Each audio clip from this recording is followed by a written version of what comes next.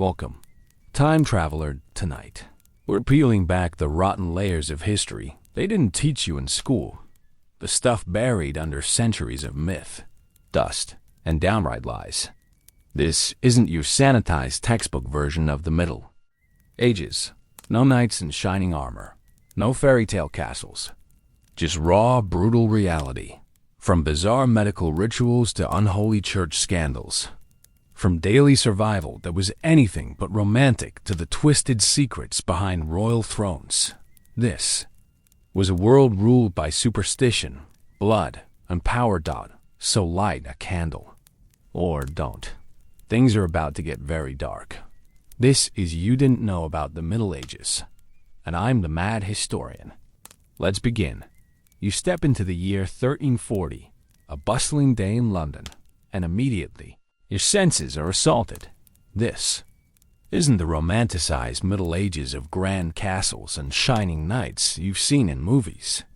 No, the first thing that truly strikes you, hitting you like a physical blow, is the smell. It's an overpowering, complex stench, a blend of unwashed bodies, stale urine and excrement from overflowing privies and open gutters. Rotting refuse tossed directly into the streets, burning animal dung, and the pervasive odor of unrendered animal fats from butcher stalls. Every breath you take is a testament to the fact that sanitation, as you know it, simply does not exist. Human waste flows openly in ditches alongside major thoroughfares, serving as a breeding ground for every disease imaginable. Animal offal, discarded from slaughterhouses, piles up, attracting swarms of flies and rats. Imagine walking through this, trying to carry on a normal conversation, while your nose constantly rebels. The concept of public health is embryonic, at best. People believe that disease is caused by miasmas, bad air, or divine punishment, rather than microscopic organisms.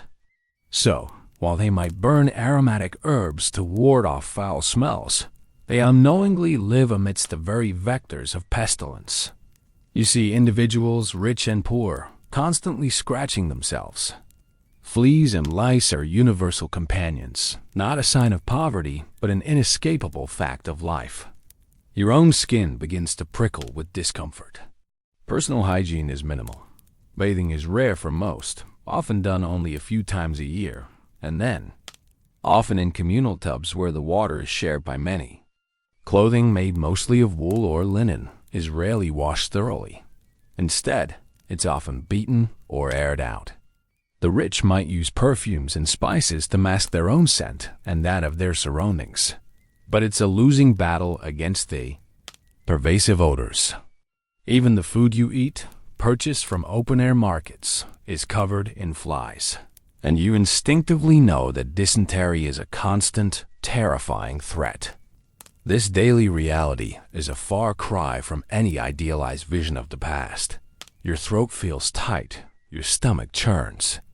You wonder how long you could truly survive in this environment before illness, or simply the sheer overwhelming nature of the filth breaks you, and the weather's getting warmer. You hear whispers about the great sickness from the east, a sickness that might make the stench seem like a blessing. Your journey continues to the very core of medieval sustenance, bread. It isn't just a foodstuff.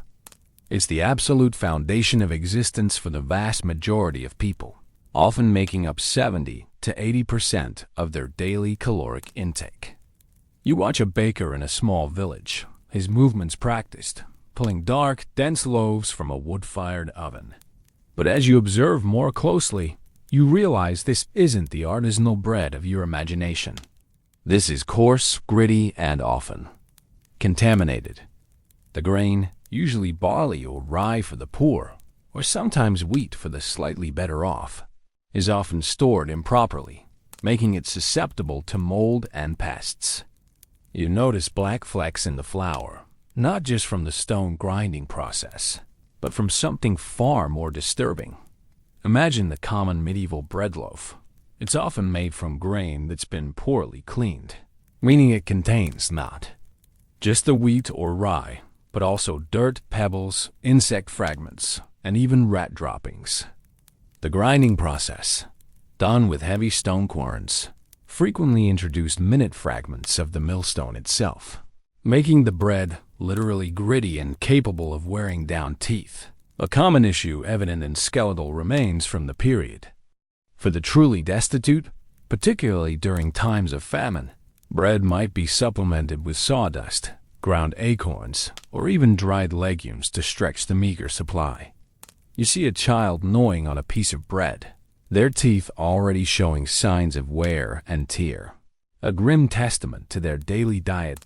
Beyond the physical composition, there's the constant threat of ergotism, a fungal disease caused by a fungus that infects rye. If ingested, ergot could cause terrifying symptoms: convulsive ergotism, leading to painful spasms, tremors, and hallucinations, often called St. Anthony's fire, due to the burning sensation in the limbs, sometimes leading to gangrene and limb loss. You hear hushed tales of entire villages suddenly afflicted by madness, their limbs turning black, a horrifying consequence of the very staple of their diet. The baker doesn't know about fungi or proper storage. He just knows the grain is what he has. This omnipresent, often invisible threat transforms the most basic necessity of life into a potential source of agonizing illness or even death. The grinding stones clack rhythmically, a monotonous sound that disguises the quiet daily struggle for pure, uncontaminated sustenance. You realize that simply putting food on the table was a gamble with disease, where every bite carried a hidden risk. How did people cope with such an existential threat lurking in their daily bread? And what other invisible dangers surrounded them in their seemingly mundane routines? You are walking through a medieval town, perhaps Paris in the mid-14th century, and it's impossible to ignore the omnipresent reality of death. Unlike your modern world, where death is often a sequestered, sanitized event, here it is a constant public companion. You see it everywhere. The unburied dead carted through the streets, the fresh graves being dug in overcrowded churchyards, and the stark, gaunt faces of those consumed by illness. Child mortality is horrifyingly high. You hear that perhaps half of all children will not survive past the age of 10. Every family you encounter has likely lost multiple offspring, making the concept of a complete family with all children surviving into adulthood a rare blessing. Grief is a common denominator, but it's a grief hardened by frequency, by its sheer inevitability. Life expectancy, for those who survive childhood, is still grim, often hovering around 30 to 40 years, even for the wealthy. A person in their 50s is considered ancient, their body ravaged by a lifetime of hard labor, poor nutrition, and constant exposure to disease. You see the physical toll: stooped backs, missing teeth, scarred faces from smallpox, and limbs twisted by rickets or injury. Funerals are frequent, often simple, and deeply communal affairs. The local churchyard, the cemetery, is a central gathering place. Its ground often raised several feet above the surrounding terrain due to centuries of successive burials. Imagine the unsettling feeling of walking over generations of the unquiet. Dead, the very ground you stand on, a testament to human mortality. Disease is the primary reaper. The common cold can turn into fatal pneumonia, a cut can lead to deadly infection, and childbirth is a perilous gamble for both mother and child. You hear coughing, sneezing, and the sounds of retching constantly. No one understands germs. They attribute illness to imbalances of humors, bad air, or divine displeasure. When the bubonic plague arrives in the mid-14th century, it's not just an epidemic. It's an apocalypse, wiping out between 30% and 50% of the population, sometimes more. Before the Black Death, life was already short and precarious. After it, the psychological landscape of Europe was irrevocably altered, marked by an acute awareness of sudden, indiscriminate death. The scent of funeral pyres and unwashed bodies, mingled with the prayers for the dying, clings to the very air you breathe. You feel a chill, an almost primal fear, knowing that at any moment, without warning or explanation, your own life could be brutally extinguished. The very proximity of death permeates every aspect of daily existence, shaping beliefs, fears, and the desperate yearning for salvation. What kind of worldview takes root when death is not an abstract concept, but an ever-present, tangible reality that can strike anyone down at any moment? You find yourself in the healing chambers of a medieval physician, circa 1250, and quickly realize that medicine, as you understand it, is a world away. The dominant medical theory is humorism, inherited from ancient Greek and Roman traditions. It posits that the human body is composed of 4 fundamental fluids or humors: blood, phlegm, yellow bile, and black bile, and that health depends on their perfect balance. Illness, therefore, is seen as an imbalance, an excess or deficiency of one of these humors.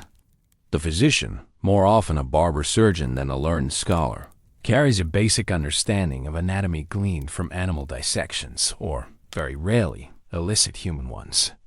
He possesses a limited toolkit, unsterilized knives, saws, a variety of potent herbs, and a firm belief in the power of prayer and astrology. Don't imagine being the patient.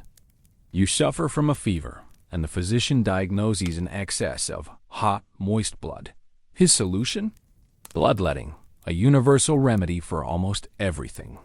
He might use leeches, applying them directly to your skin, or perform a venesection, cutting a vein with his unsterilized knife, allowing blood to drain into a bowl. The goal is to restore humoral balance. You watch as a vein is opened, blood pulsing out, and you shudder at the thought of infection, a concept unknown to them. Another common practice is purging and emesis, vomiting, achieved through potent herbal laxatives or emetics, believed to expel excess humors or harmful substances. If you have a headache, they might trepan your skull, drill a hole in it to release bad humors or evil spirits, often leading to immediate death or fatal infection. Pain relief is rudimentary. Opium and mandrake are known, but their dosage is imprecise, often leading to overdose. Superstition and religious belief play a huge role. Charms, amulets, and prayers are as common as any medical treatment. If you have a broken bone, they might set it with splints, but without proper understanding of hygiene, infection often sets in, leading to amputation, often without effective anesthesia beyond a slug of alcohol. The surgeon performing this might also be the town barber, wielding the same razor for shaves and amputations. You feel a wave of intense gratitude for modern medicine, realizing that in this world, falling ill is often a death sentence, and the cure might be far more agonizing and dangerous than the disease itself. The physician looks at you with a grave expression, ready to apply his medieval wisdom. What terrible choice will you make when confronted with an illness, knowing the cures might be a form of torture? You are in a dimly lit, often unsanitary, room in a medieval home, and you are witnessing the terrifying reality of childbirth. This is not the sterile, medically advanced process of your time. It is a perilous gamble with life and death for both mother and child. For women, pregnancy and delivery are the most dangerous periods of their lives, and the risks are immense and constant. You hear the agonizing cries of a woman in labor from behind a screen, and the tension in the small room is palpable. Midwives, usually older women with experience and traditional knowledge, are the primary attendants. Doctors are rarely involved unless severe complications arise, and even then, their interventions are often rudimentary and dangerous. Imagine the complete lack of understanding of hygiene. The midwife's hands are unwashed, the birthing instruments if any beyond simple knives for the umbilical cord, are not sterilized. And the birthing environment itself is rife with bacteria. Postpartum infection, often leading to puerperal fever, childbed fever, is a silent killer, claiming countless lives. You might hear of a woman who seemed to recover after birth, only to develop a fever and die within days or weeks, her body succumbing to an invisible enemy. Prolonged labor is another terrifying threat. Without interventions like C-sections, only performed post-mortem on the mother to save the child, or in rare, desperate cases with fatal outcomes for the mother, or effective pain relief beyond herbal. Concoctions, a difficult birth could last for days, leading to exhaustion, hemorrhage, and death for both mother and baby. Infant mortality is equally heartbreaking. A significant percentage of babies die within the first few days, weeks, or months of life from complications of birth, congenital defects, or diseases like dysentery and measles that are rampant in unsanitary conditions. You see the silent grief etched on the faces of parents who have already buried multiple children. Every successful birth is considered a miracle, a testament to divine mercy. Prayers and religious rituals are as important as any practical measures, reflecting the deep sense of helplessness in the face of such overwhelming odds. The air in the room is thick with sweat, fear, and the scent of blood. You realize that bringing new life into this world was an act of profound courage, fraught with constant, terrifying risk. The screams subside for a moment, then resume with renewed intensity. Will this child, or this mother, survive? And if they do, what new challenges await them in a world where life itself is so incredibly fragile? You stand outside a medieval bathhouse, perhaps in a larger town like Bath in England, or a public stuff bath in Germany, and your modern sensibilities are immediately challenged. The idea of bathing in the Middle Ages, particularly for the common person, is a stark departure from your own concepts of cleanliness and hygiene. While public bathhouses did exist, especially in larger towns and cities, their role and practices were far different from a modern spa. These weren't places of sparkling cleanliness. They were often communal affairs, with large tubs of hot water, shared by many individuals, often men and women together, though sometimes separated. The water, sourced from rivers or wells, was usually not changed frequently, leading to murky, heavily used water by the end of the day. Imagine stepping into such a bath. The water might be warm, but it's likely already filled with the dirt, sweat, and grime of several previous bathers. Soap, if used, is a harsh, alkaline substance made from animal fat and lye, very different from the gentle soaps, 4. Most people, a full-body bath was a rare event, perhaps once a month for the better off, or only a few times a year for peasants, usually done in a wooden tub at home. The emphasis was less on daily cleaning and more on occasional purification, or therapeutic warming.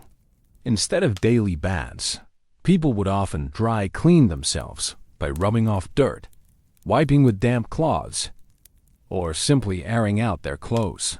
The widespread belief that hot water opened pores, making one more susceptible to disease, contributed to the infrequent bathing habits, particularly after the Black Death. This misconception meant that many avoided baths out of fear of illness, leading to a general decline in public bathing practices in some areas during the late Middle Ages. You notice the lingering smells even on those who have just emerged from the bathhouse, a mix of stale water, unwashed hair, and body odor that no brief dip could entirely eradicate. Clothes, mostly woolen, absorb these smells and are rarely washed. Instead, they are beaten or aired out to remove dust and some odors.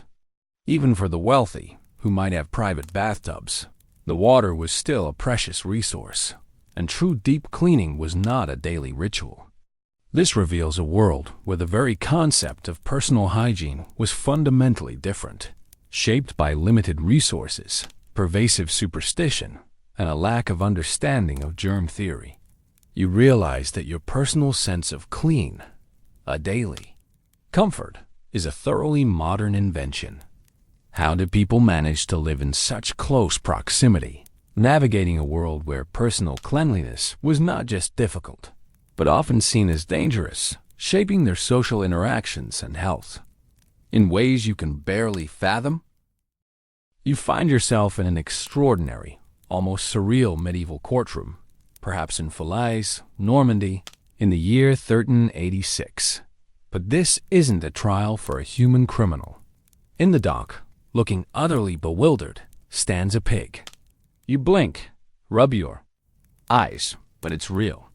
This animal has been formally accused, arrested, and brought to trial for the murder of a human child, typically for having attacked and eaten a portion of an infant.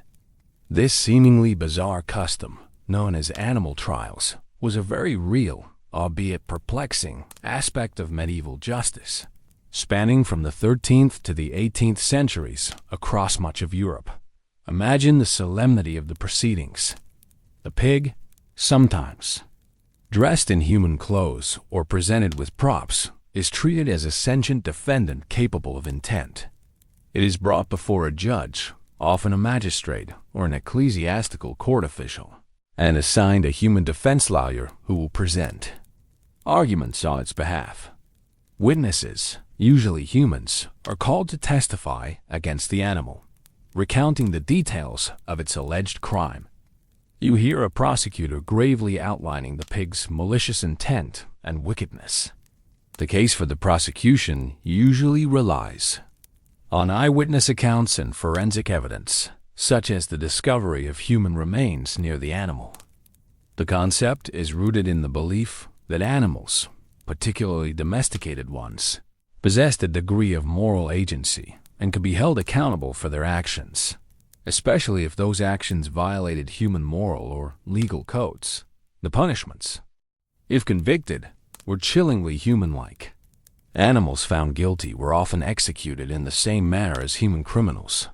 Pigs might be hanged, burned, or even broken on the wheel, often in public executions designed to serve as a moral lesson to both animals and humans. The execution of the Falaise pig in 1386 for the murder of an infant was a particularly notorious case, where the pig was condemned to be mutilated in the head and legs, then hanged by the hind legs from a gallows. But it wasn't just pigs. Cows, horses, dogs, and even insects, like destructive locusts or slugs, could be put on trial, though insect trials typically involved ecclesiastical courts issuing excommunications or banishments. This bizarre practice reveals a deep, almost uncanny, medieval belief in the interconnectedness of all creatures under divine and human law, a world where the boundaries between human and animal culpability were far more permeable than you can possibly imagine. You shiver, watching the pig's vacant stare. What does it say about a society that attributes human-like guilt and punishes animals with such solemn gravity, blurring the lines between nature and justice in a way that truly defies modern logic? You step into a medieval church, not during Mass, but into a hidden crypt or treasury, and are immediately struck by the sheer, overwhelming power attributed to relics. These aren't just historical artifacts. They are believed to be tangible, conduits to the divine, fragments of saints' bodies or objects associated with holy figures.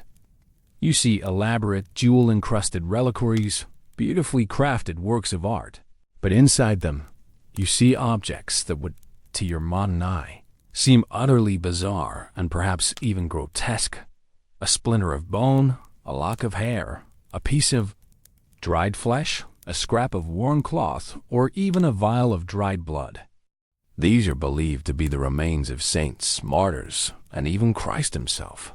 Imagine the fervor. People travel hundreds of miles on arduous pilgrimages to touch, gaze upon, or simply be in the presence of a sacred relic. They believe that these objects can perform miracles, heal the sick, cast out demons, guarantee salvation, or even ensure victory in battle. You hear stories of a man cured of blindness after touching a saint's finger bone, or a woman conceiving after praying before a fragment of the Virgin Mary's veil. The market for relics is booming, leading to a flourishing trade and, inevitably, widespread fraud. You might encounter a vendor selling authentic splinters of the true cross, but there are so many in circulation that if they were all genuine, the original cross would have to have been the size of a redwood tree. The church itself might boast having 3 skulls of the same saint, a testament to the unregulated and often deceptive nature of the trade. Kings and nobles vie fiercely to acquire relics for their cathedrals and chapels, believing that possession of such holy objects grants them divine favor, prestige, and protection. Louis IX of France, for example, spent a fortune building the Sainte-Chapelle in Paris to house what he believed to be the crown of thorns. The perversion here lies not in evil intent, but in the almost fetishistic adoration of physical remnants, the blurring of the sacred and the material, and the vulnerability of a deeply devout populace to widespread deception. The line between genuine piety and superstitious credulity is constantly blurred. The air is thick with incense, but beneath it you sense the desperation of people seeking divine intervention, willing to believe in the miraculous power of a shard of bone. This profound belief system shaped medieval life, from personal suffering to grand political decisions, but you can't help but wonder about the true cost of such widespread belief in the tangible magic of the dead. What did this pervasive belief in the power of sacred objects truly cost medieval society, and how did it influence the moral and spiritual landscape of the era? As the sun dips below the horizon in a medieval village, you feel an immediate visceral shift in the atmosphere. The relative safety and predictability of daylight vanish, replaced by a profound and chilling sense of fear of the night. This isn't just about simple darkness. It's about the pervasive, active terror of the unknown, of supernatural entities, and of human predators lurking in the shadows. There are no streetlights, no electric grids, only the flickering, unreliable glow of torches, lanterns, or the moon on a clear night. Once the sun sets, the world becomes a vast, intimidating canvas of deep, impenetrable shadows. Imagine the sensory deprivation. Your vision is severely limited, forcing your other senses to sharpen, making every rustle of leaves, every distant howl, every unseen movement sound terrifyingly close. The boundaries between the natural and supernatural blur completely. The night is believed to be the domain of demons, malevolent spirits, witches, and shape-shifting beasts like werewolves. You hear hushed stories of travelers vanishing after dark, of strange lights in the woods, or of livestock found ritually slaughtered. Every unexplained illness, every lost child, every bad harvest could be attributed to the dark forces that awaken after dusk. People rarely venture out alone after sunset, unless absolutely necessary, and if they do, they move quickly, often in groups, clutching a crucifix or muttering prayers. The risk of human predation is also acutely felt. Without centralized policing, beyond a few watchmen in larger towns, the night offers a perfect cloak for bandits, thieves, and violent criminals.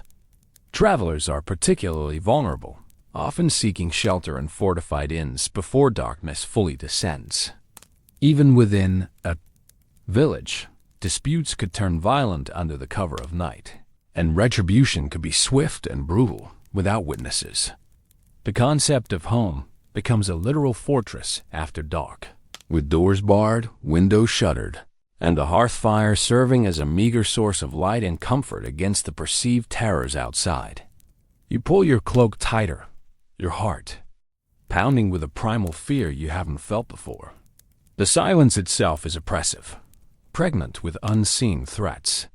The smallest sound makes you jump. This isn't just a lack of light. It's a profound psychological landscape where the night isn't active, malevolent entity, shaping behavior and instilling a deep, pervasive dread. What strange beliefs and desperate actions did this constant, all-encompassing fear of the dark conjure, and how did it affect the very fabric of daily life once the sun had set?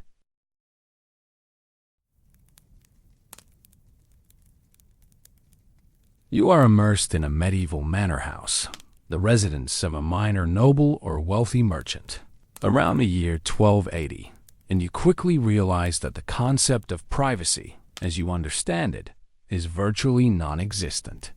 Your modern notion of personal space, of having a room to yourself, or even a quiet moment alone, is a profound luxury utterly alien to this era. Life, from birth to death, is lived largely in communal spaces, under the constant gaze of others. Imagine the lord and lady of the house. They might have a private bedchamber, but even this is rarely truly private. Attendants, servants, and even visiting guests might be present, assisting with dressing, engaging in conversation, or simply observing. There are no separate bedrooms for children. They often sleep with parents, wet nurses, or other family members, sometimes sharing beds. The Great Hall, the central living space, is a constant hub of activity, eating, socializing, conducting business, and even sleeping.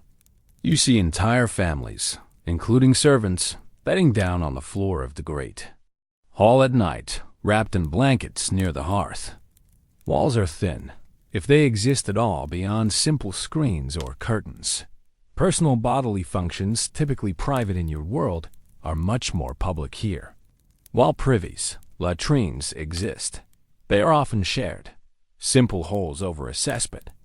And even then, people relieve themselves in gardens, alleyways, or directly into the streets.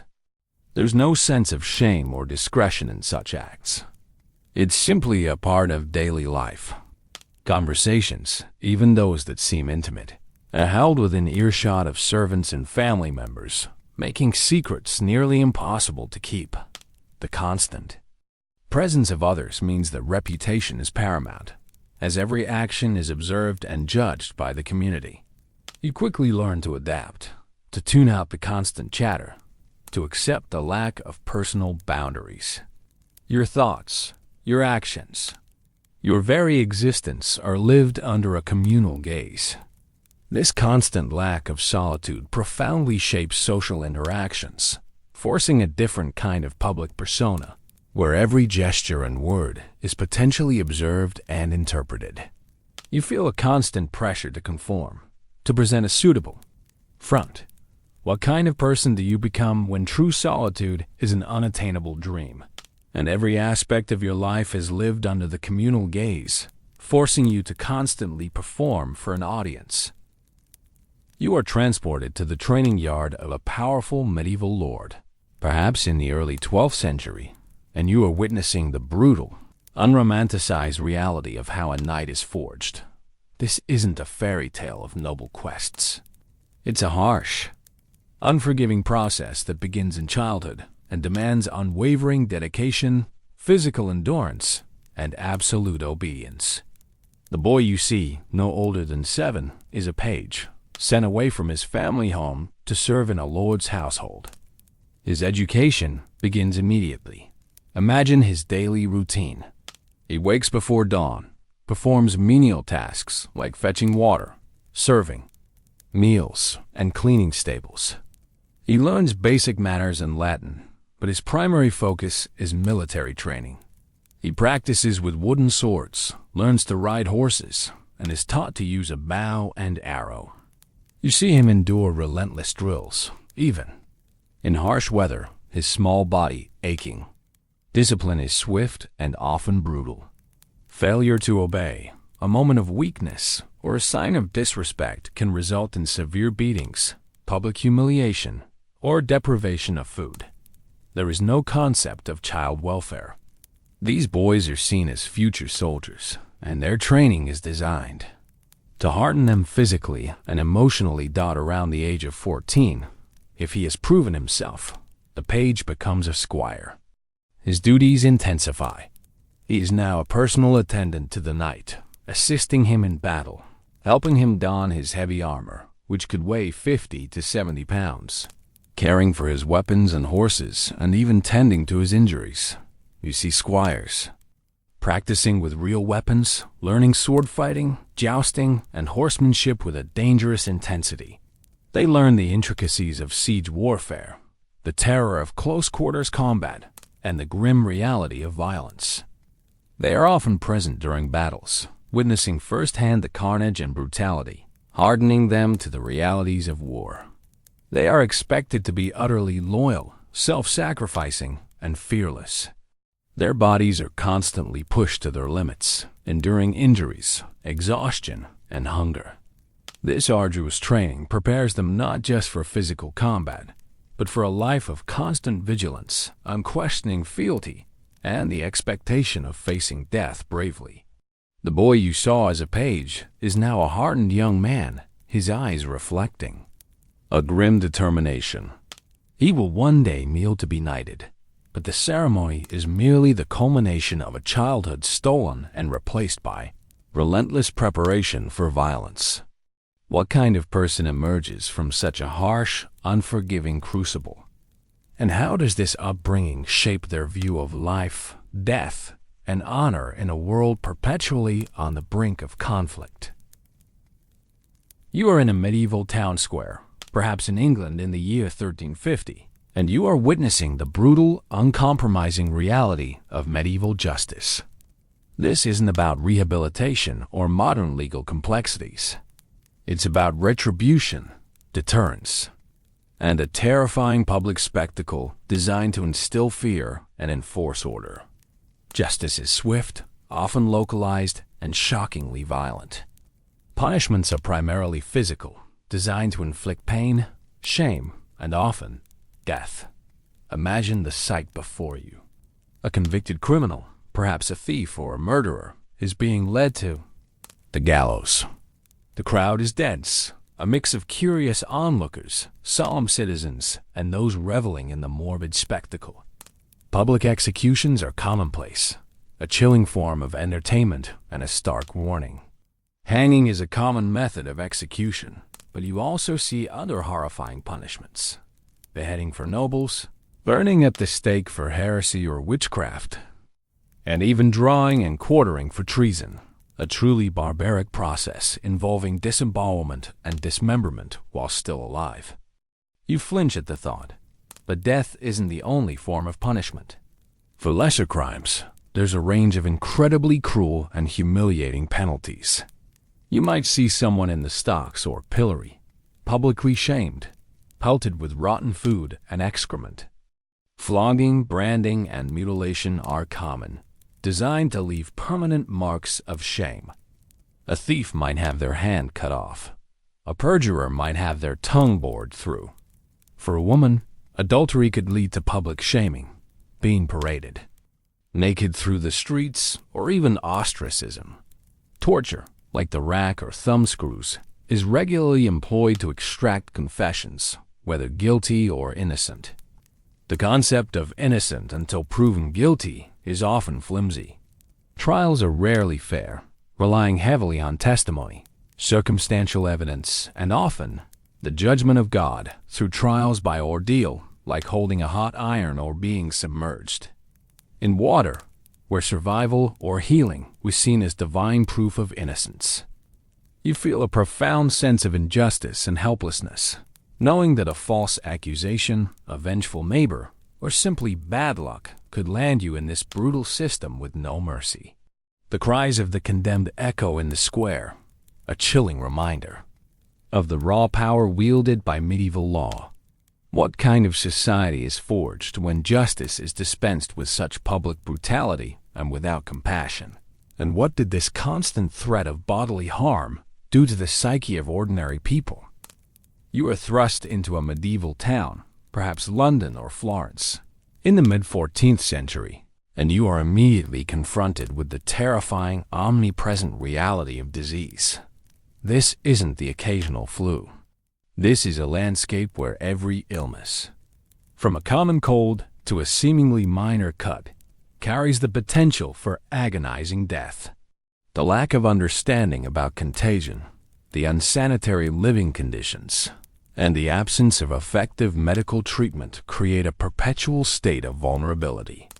You hear the ceaseless coughing, the groans of the feverish, and the cries of the dying from every direction. Imagine a world where hygiene is non-existent. Overcrowded towns, open sewers, contaminated water sources, and close proximity to livestock create ideal breeding grounds for bacteria and viruses. Common medieval diseases include dysentery, the flux, tuberculosis, consumption, measles, smallpox, influenza, and various forms of parasitic infections. Even a toothache could lead to a fatal infection. Childbirth, as you've seen, is a major killer for both mother and infant. Malnutrition, due to periodic famines and an imbalanced diet, weakens immune systems, making people even more susceptible. But nothing compares to the arrival of the Black Death. In 1347, you hear the first terrifying whispers from port cities, of ships arriving with dead crews, of people developing mysterious black swellings in their armpits and groins, the dreaded buboes. The disease spreads with terrifying speed and ferocity. You watch as entire families succumb within days, sometimes hours. The sheer scale of death is unimaginable. In some areas, 50% or more of the population perishes. Streets become littered with corpses, and the normal rituals of burial break down. Mass graves are dug, filled with layer upon layer of the dead. The psychological impact is profound. People believe it's divine punishment, the end of the world. Fear, superstition, and despair grip society. Flagellants whip themselves publicly, seeking penance, while others descend into wild debauchery, believing that tomorrow they might be dead anyway. You feel a deep, chilling sense of helplessness as you witness this indiscriminate reaper at work. There is no escape, no cure, only a terrifying wait for the inevitable or a miraculous, inexplicable survival. The air itself feels heavy with the specter of death, a silence broken only by the tolling of church bells, announcing yet another victim. How does humanity endure or find meaning when faced with such an overwhelming, inexplicable force of destruction that obliterates communities and challenges the very fabric of belief? You step into the clamorous, meticulously ordered world of a medieval workshop, perhaps that of a tailor, a goldsmith, or a cooper. Around the year 1400, you immediately sense a powerful, almost tangible structure governing every aspect of their craft and their lives: the guild system. Guilds are far more than just trade organizations. They are powerful, self-regulating bodies that control almost every aspect of urban economic, social, and even political life.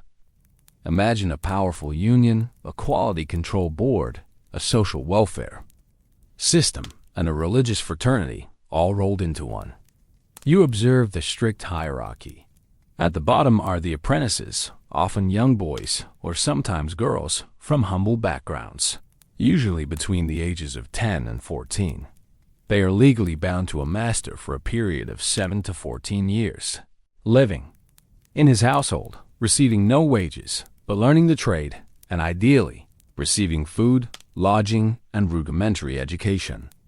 You see the apprentice sweeping floors, running errands, and slowly, painstakingly, learning the most basic skills of the craft, often through observation and repetition. Their days are long and arduous, and discipline can be harsh. After completing their apprenticeship, they become journeymen. This is a transitional phase. A journeyman is a paid worker, skilled in his craft, who travels from workshop to workshop, gaining diverse experience. The word journeyman comes from the French journée, meaning day, as they were paid by the day.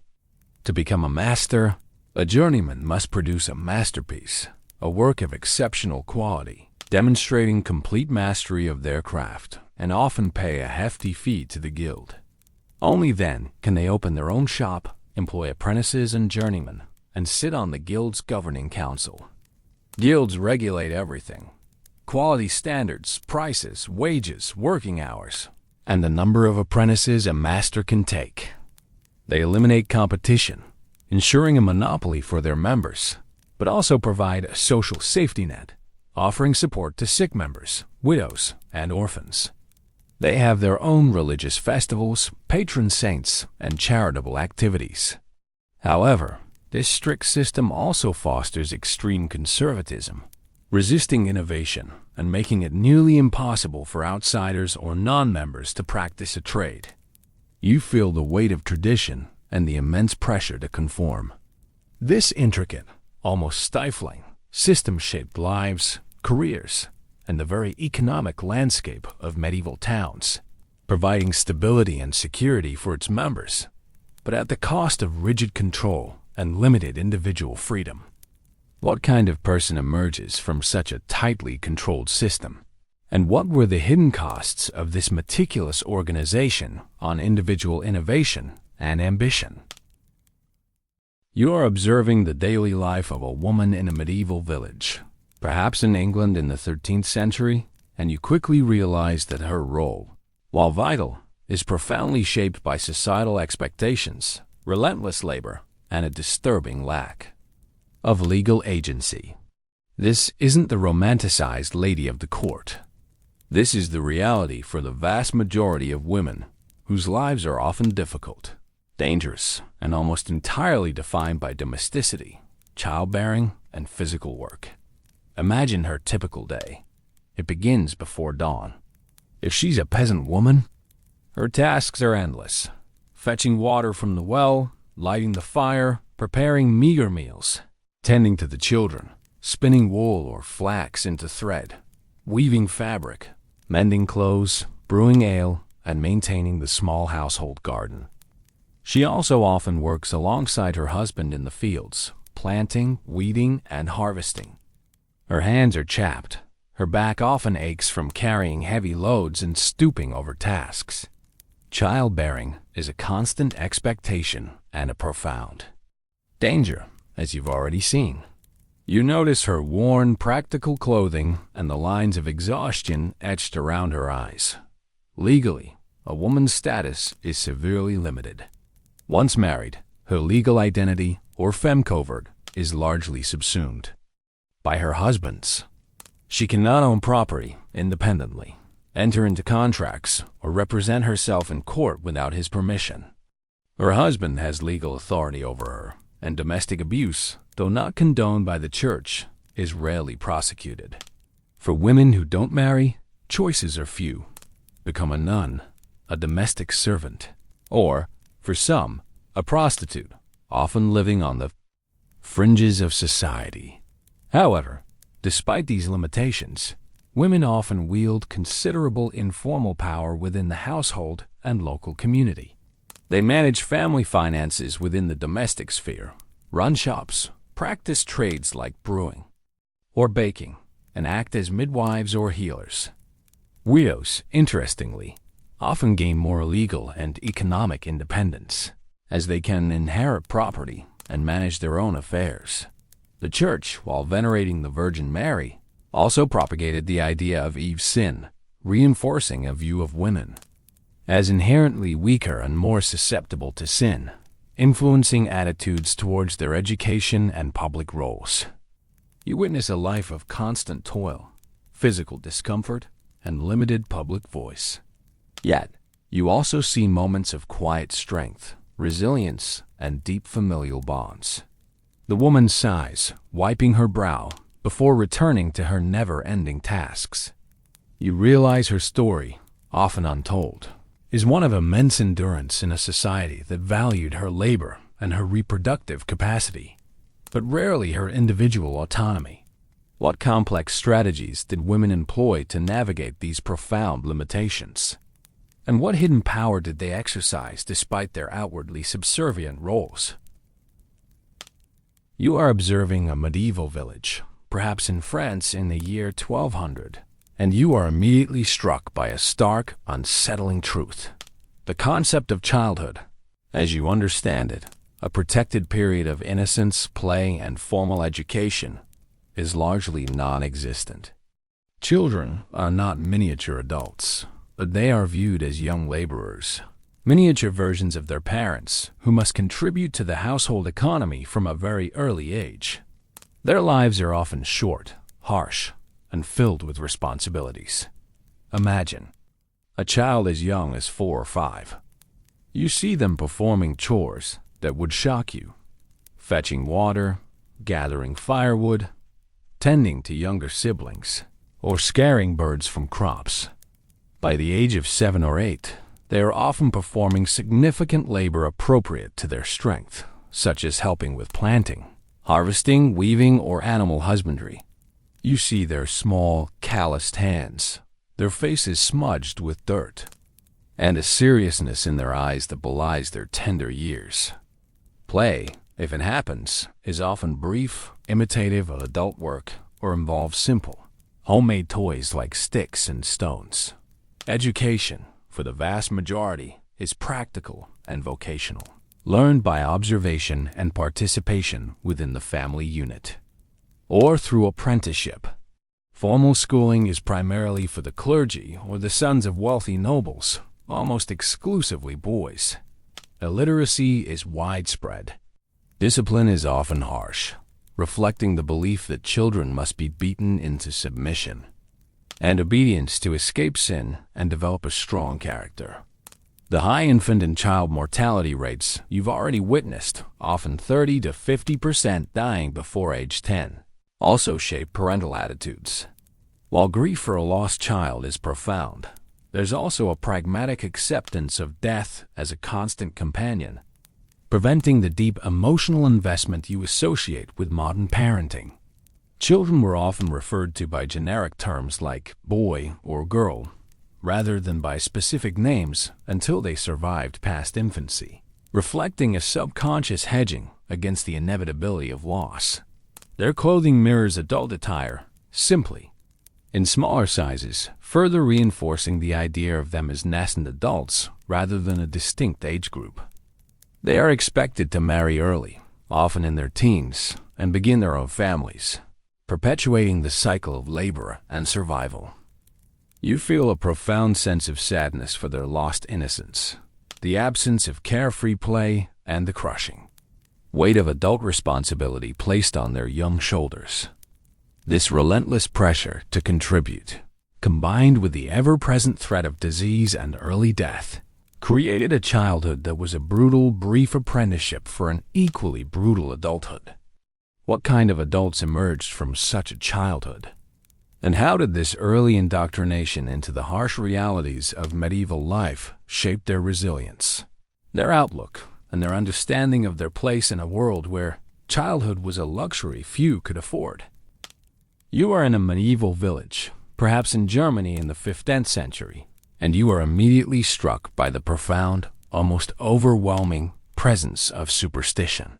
This isn't just a quaint belief in folktales.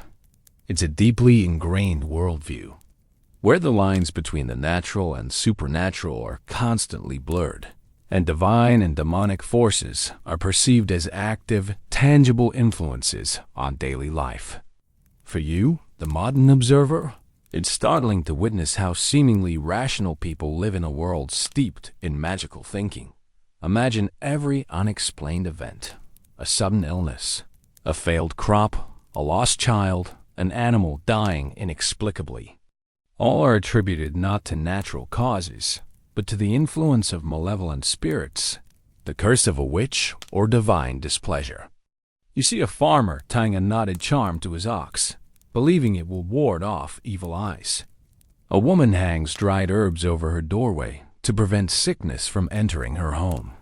People wear amulets, carry relics, even dubious ones, and perform elaborate rituals to protect themselves, their families, and their livestock from invisible threats.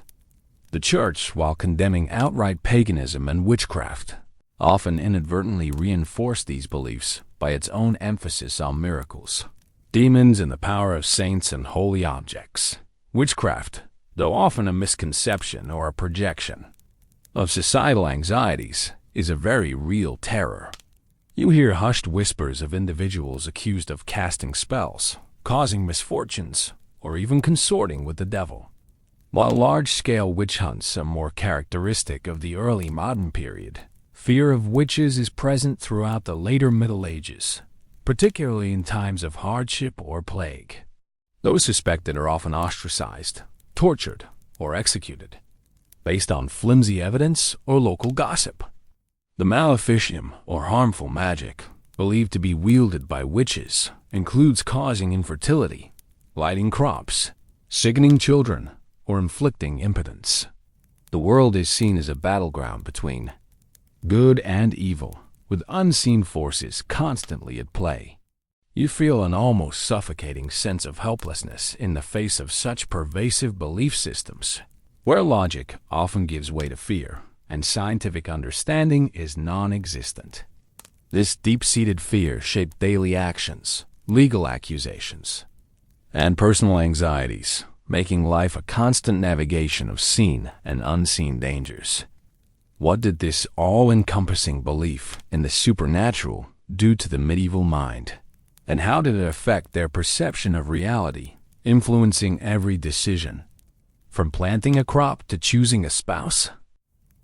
You are preparing for sleep in a medieval home, perhaps a bustling manor house or a humble peasant cottage around the year 1300, and you quickly realize that the act of sleeping, usually a private and solitary affair in your modern world, is here a remarkably communal and often uncomfortable experience.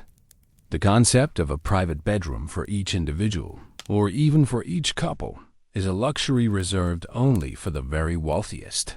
And even their private chambers often have attendants sleeping within earshot. For everyone else, intimacy and lack of personal space are the pervasive realities of night. Imagine bedding down for the night. In a great hall, you might find a dozen or more people, family members, servants, and even transient guests, sleeping together on straw mattresses or pallets laid directly on the floor around the central hearth for warmth. In a peasant cottage, an entire family of 5 or more might share a single, large communal bed, often made of a straw or feather mattress on a wooden frame, designed to conserve body heat during cold nights. You hear the sounds of snoring, shifting bodies, quiet murmurs, and perhaps even the rustling of straw. The proximity is unavoidable.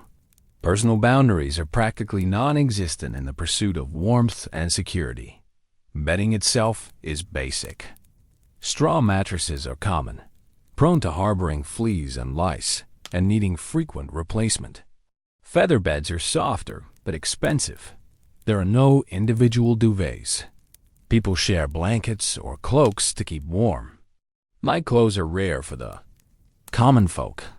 People often sleep in their day clothes or simply in a tunic. The practice of bundling, where courting couples might share a bed, often with a board or a parent between them, to allow for conversation while maintaining chastity, also existed in some regions, highlighting a very different approach to courtship and intimacy.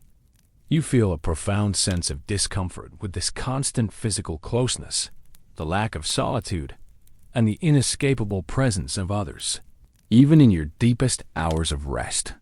This communal sleeping arrangement was a necessity for warmth and safety in a dark, cold world, but it also fundamentally shaped social dynamics, reducing personal boundaries and fostering a deep, if sometimes uncomfortable, interdependence.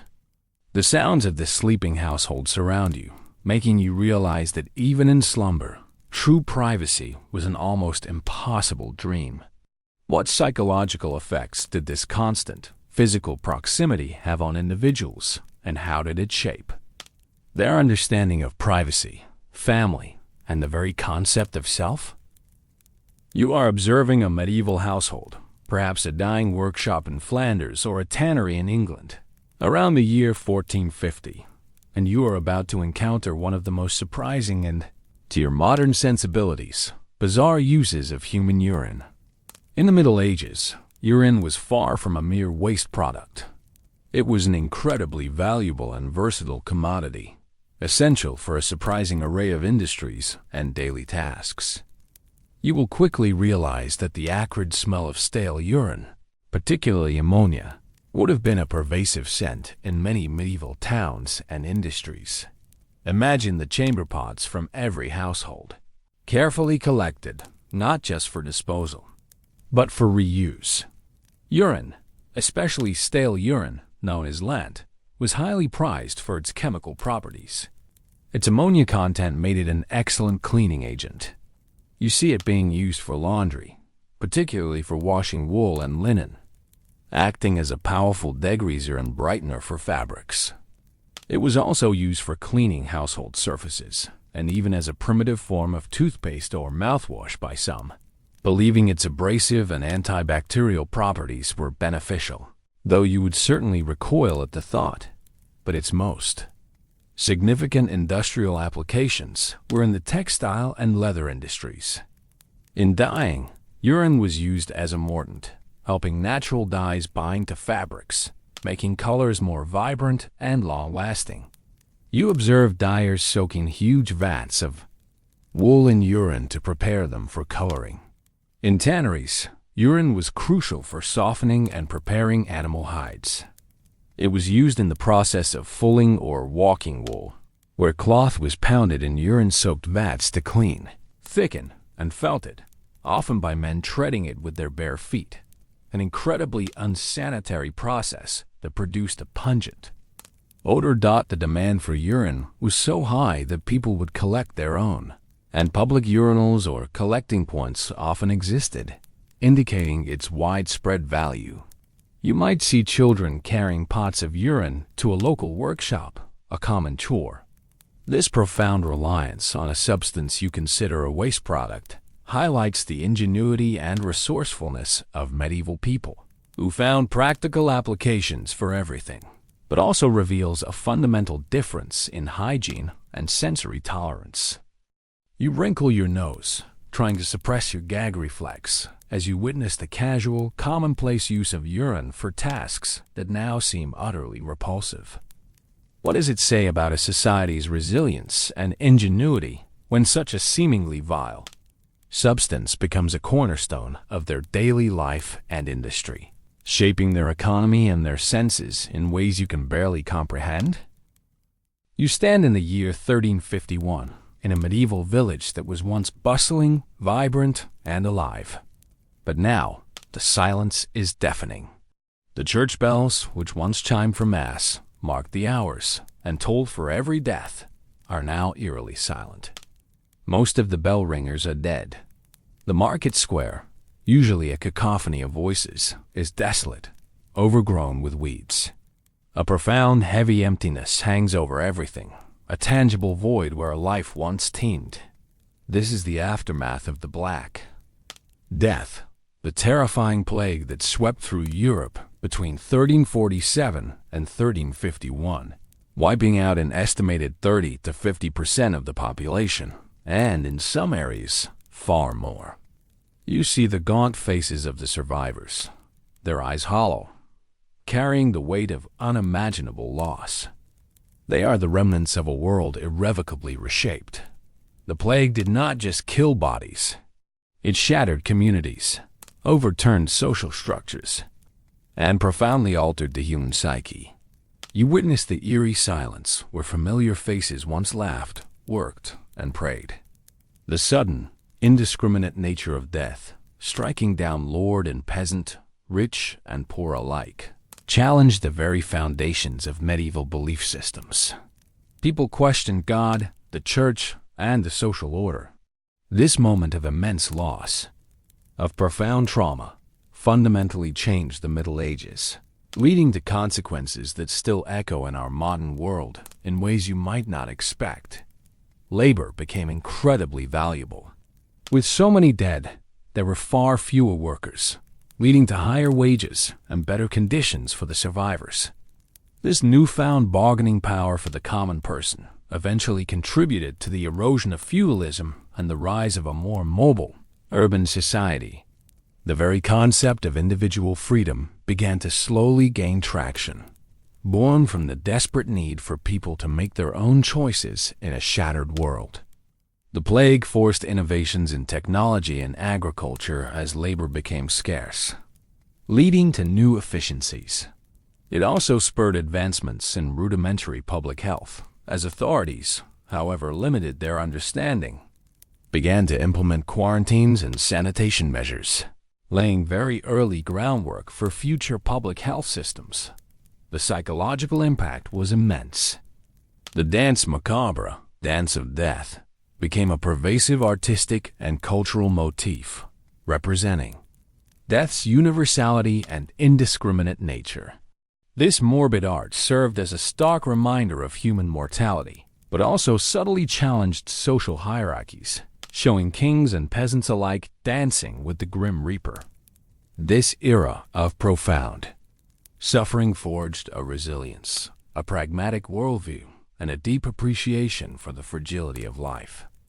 Our modern societal values, our emphasis on individual worth, our drive for scientific understanding, and our public health initiatives, however imperfect, are all subtle, unconscious responses to the lessons learned through the immense suffering and transformations of the Middle Ages, particularly in the wake of such overwhelming devastation.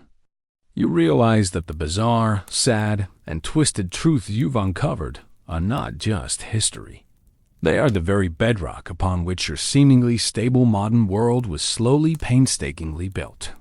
And as the distant hum of a modern city begins to intrude upon the silent, empty medieval village, you carry with you the chilling knowledge that beneath the veneer of progress, the echoes of this profoundly strange and difficult past still linger, shaping the present in ways you never truly understood.